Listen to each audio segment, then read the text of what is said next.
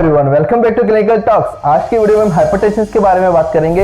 एक हाइपरटेंशन की सीरीज बना रहा हूँ जिसमें हाइपरटेंशन के बारे में काफी डिटेल में एक वीडियो बना रहा हूँ। ये आज पहला वीडियो है जो कि हाइपरटेंशन के इंट्रोडक्शन के बारे में बात करते हैं। तो चलिए हाइपरटेंशन के बारे में डिस्कस करते हैं। इंट्रोडक्शन, जैसे कि हम सब जानते हैं हाइपरटेंशन काफी ओल्ड डिजीज है और काफी सारे मेडिकल प्रैक्टिशनर्स के लिए काफी हमेशा चैलेंज रहा है। ब्लड प्रेशर की टेक्निक को डिस्कवर करने के लिए काफी सारे फिजिशियन ने काफी सारे एक्सपेरिमेंट किए। प्रेजेंटली ब्लड प्रेशर इंस्ट्रूमेंट जो होता है वो काफी सारे कंट्री में काफी इजीली से अवेलेबल हो जाता है। एक इंटरेस्टिंग बात यह है कि ब्लड प्रेशर जो इंस्ट्रूमेंट है वो 19th सेंचुरी में डिस्कवर हुआ था और उसको भी एक्यूरेट जो ब्लड प्रेशर मेजरमेंट करने के लिए 200 साल लग गए थे।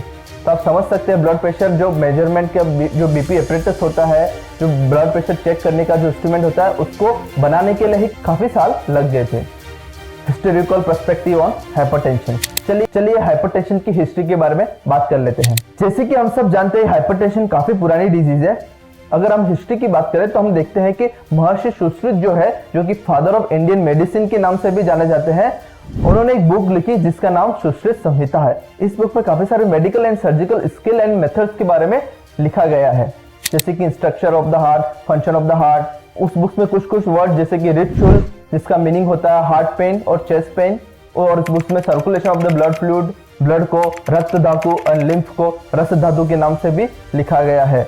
जैसे कि डायबिटीज को मधुमेह के नाम से भी जाना जाता है और ओबेसिटी को मेदोरोग के नाम से भी लिखा गया है। सिर कुंचन और रक्त पूर्णता के नाम से हाइपरटेंशन को मेंशन किया गया है उस बुक्स में, और इसके सिम्टम्स को वत्ररक्ता के नाम से मेंशन किया गया है।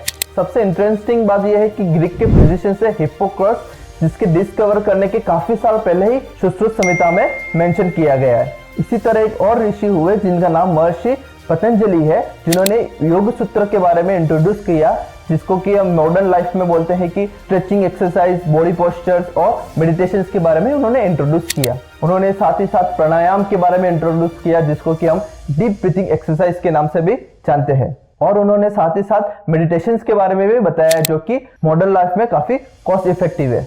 और ये सब प्री हाइपरटेंशन और हाइपरटेंशन को कंट्रोल करने में काफी सारा फायदेमंद साबित हुआ है।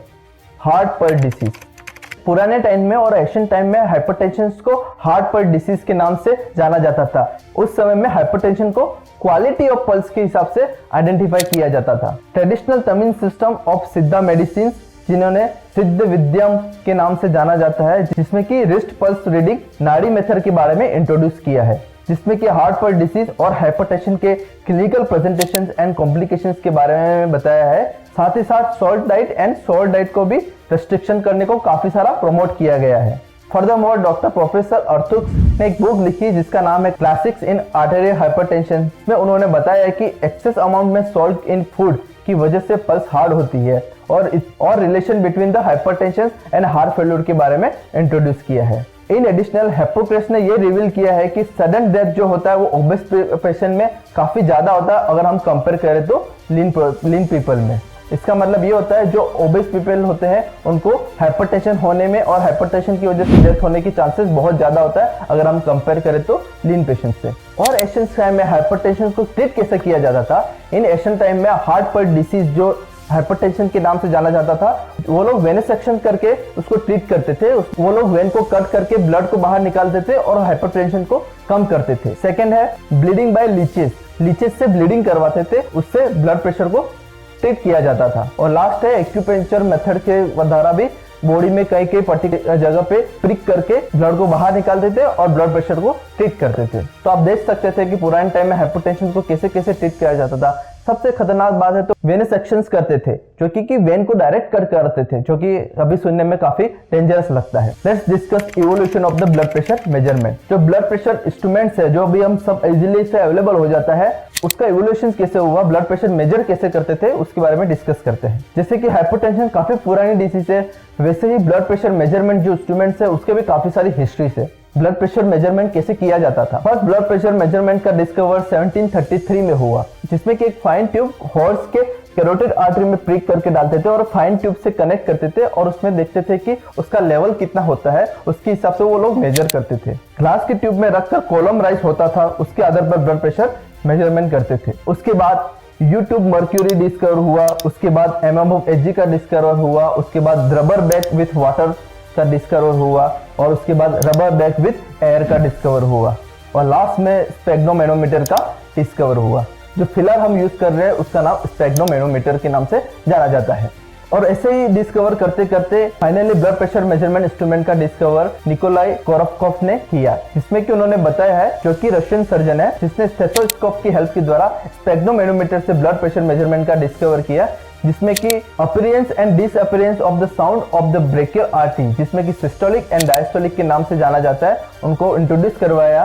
और स्टेथोस्कोप एंड स्पेग्नोमैनोमीटर की हेल्प की वजह से जो भी ब्लड प्रेशर हम मेजर करते हैं उससे gold standard blood pressure measurement कहा गया। लेकिन एक बात हमेशा जान रहे, इसको भी एक्यूरेट मेजरमेंट करने के लिए भी 200 साल लग गए। Beginning of the drug era.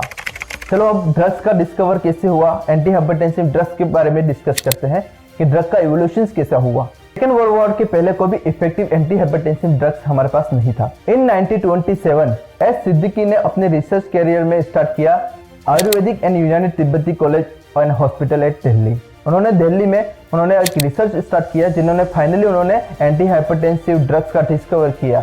उन्होंने anti hypertensive drugs from snake roots, जिसे कि सर्फगंधा के नाम से भी जाना जाता है। एक सर्फगंधा नाम की पौधा होता है, जिसमें से उन्होंने ये ड्रग्स का आविष्कार किया। सर्फगंधा का यूज इंडिया में काफी पुराने टाइम से यूज किया जाता था। सर्फगंधा का यूज इंडिया में काफी सालों से यूज हो रहा था, जिसको कि हम फीवर के लिए यूज किया जाता था और स्नेक बाइट के ट्रीटमेंट के लिए यूज किया जाता था। और ये सब यूज होने के बाद काफी सालों के बाद hydrochlorothiazide, beta blockers, ACE inhibitor और कैल्शियम चैनल ब्लॉकर्स का डिस्कवर हुआ। World hypertension league, it was launch in 2005 to create a global awareness of the hypertension. 17 मई को ईच ईयर हम वर्ल्ड हाइपरटेंशन डे के रूप में सेलिब्रेट करते हैं। और इसी तरह हम हाइपरटेंशन इंट्रोडक्शंस का आज सीरीज खत्म हो गया है, और इसी तरह मैं नंबर्स ऑफ सीरीज बनाते रहूंगा हाइपरटेंशन के